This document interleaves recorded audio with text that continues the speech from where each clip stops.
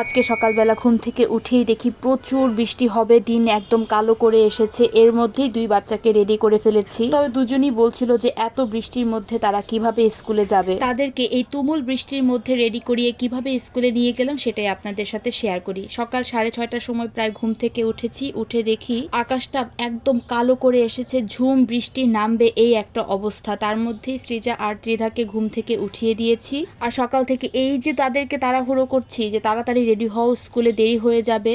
আর এদিকে জাস্ট 7টার মধ্যে তুমুল বৃষ্টি, একদম মুষলধারে বৃষ্টি। বৃষ্টি থামার কোনো নামগন্ধ নেই। আর সেই সাথে দুজনেই সৃজা আর ত্রিধা বলছিল যে এত বৃষ্টির মধ্যে আমরা কিভাবে স্কুলে যাব। আমি বললাম তোমরা রেডি হয়ে থাকো, দেখছি কিভাবে স্কুলে যাওয়া যায়। যদি সময় মতো বৃষ্টি থেমে যায় তাহলে তো তোমরা স্কুলে যাবে, তা না হলে তো আর যেতে হবে না। জাস্ট 7:26 যখন বাজে তখন বৃষ্টিটা থামলো। আর এই যে দুজনকে নিয়ে বের হয়ে পড়েছি। একটা রিক্সা নেই রাস্তায়, যে পরিমাণে বৃষ্টি হয়েছে রিক্সা আর কি থাকবে। সৃজা তো বলছিল যে ক্লাসে তাকে ঢুকতে দিবে কিনা। আমি বললাম যে অবশ্যই ঢুকতে দিবে, কারণ প্রচুর বৃষ্টি হয়েছে, সব স্টুডেন্টরা এখনো যায়নি। আর এই যে দেখুন বৃষ্টির জন্য পুরো রাস্তা একদম খালি, কোথাও কোনো রিক্সা নেই। ওই যে দূরে যে একটা রিক্সা দেখা যাচ্ছে সেটাতেও একটা লোক আছে। অতঃপর বেশ কিছুটা রাস্তা যাওয়ার পরে আমরা রিক্সা পেলাম।